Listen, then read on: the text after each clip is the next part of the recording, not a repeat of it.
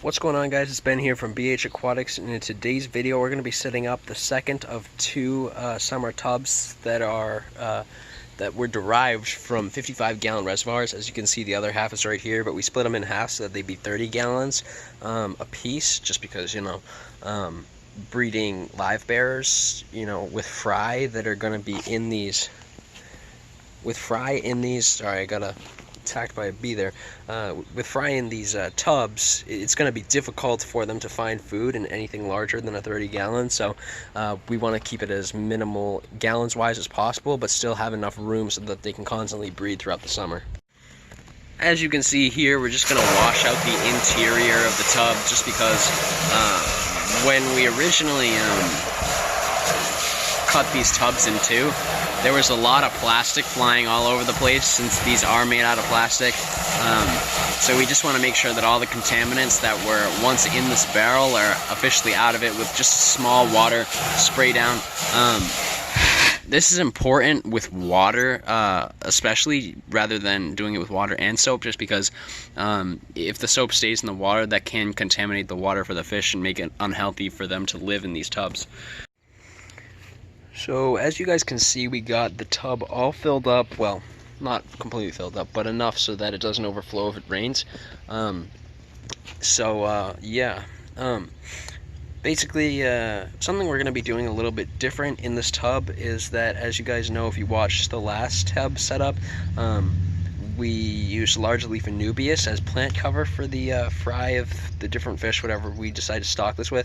But instead, for this tub, I decided to go with something a little different. This is water hyacinth. The reason why I chose it was just because the root system is far more elaborate than that of the large leaf Anubias that we have in the other tub.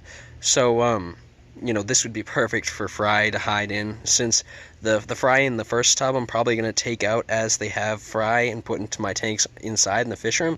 With this kind of root system, I won't have to move any of the fry whatsoever. They'll just be able to hide in here and live their lives throughout their time in these summer tubs.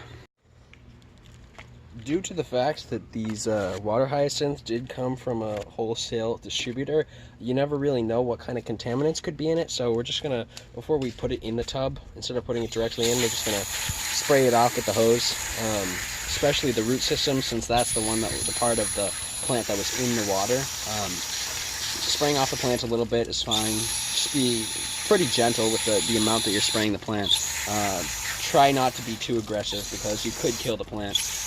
Although it's very unlikely, it is possible.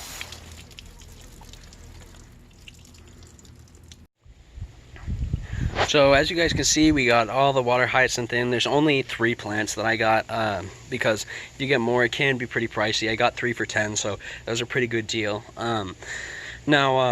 Basically, the reason why I'm doing this video on a Saturday rather than a Sunday like normal is because I'm going off to camp tomorrow. I'm going to be away for 2 weeks. So obviously, because I'm going to be away for 2 weeks, we're not going to stock this until the end of the 2 weeks, which will give just about enough time for these plants to get situated in the tub that they're in once the sun starts beating down on them, because right now at this time of day, as you can see, the sun is not, they're up against this fence here, so the sun is not going to be beating down on them directly just yet, but it will give them time to get situated in their new environment. Hopefully, maybe they'll grow a little bit. Their root systems will expand enough so that when we do stock this tank in 2 weeks, they will be all set for the fish that will be ready to breed in them. Not really sure yet what I'm going to do to stock this. Probably going to do some kind of mollies. I'm not sure, though. Seeing as how we do have guppies in the other tub, mollies would probably be the best bet in this one. So I think that pretty much wraps this video up. I know it wasn't much different than the other one, minus the fact that we have the water hyacinth. I know that water hyacinth, they do flower every once in a while, which is one of the reasons why I did choose this one over the getting more large leaf Anubias, added on to the fact that it does have a large root system. I also know that these guys grow really fast, so expanding throughout the tub by the end of the summer could be a possible factor that leads to more breeding.